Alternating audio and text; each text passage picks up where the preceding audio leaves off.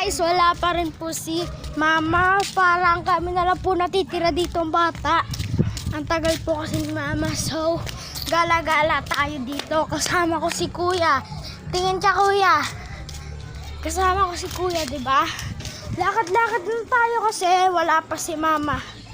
Inaantay nga namin siya. Parang kami na lang natitira dito.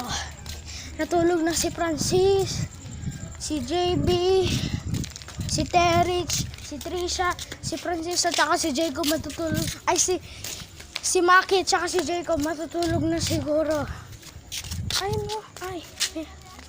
Kasi kumakain na sila. Si Maki at saka si Jacob. Ayaw. Hindi pa tulog. Diba? Hindi pa kami natutulog. Kasi naantay namin si Mama. So guys, hindi na ako nanood ng True Beauty. Alam niyo ba yung True Beauty? Bago yung magkardo. Hindi na kami nanood ng True Beauty. So guys, di ba napakaganda rin ng True Beauty? Alam niyo kung bakit hindi na kami nanood ng True Beauty? Kasi naantay namin si Mama. So titingnan natin dito. Wala pa rin. Tingnan natin dito. Antayin natin guys.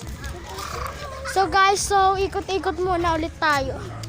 Hindi kasi natin nakikita si Mama.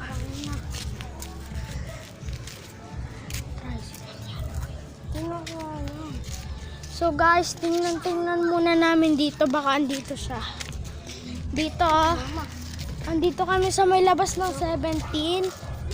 Nasa may labas kami ng 17. So guys, ikot muna kami dito guys. So guys, naglolokohan lang po kami ni Kuya.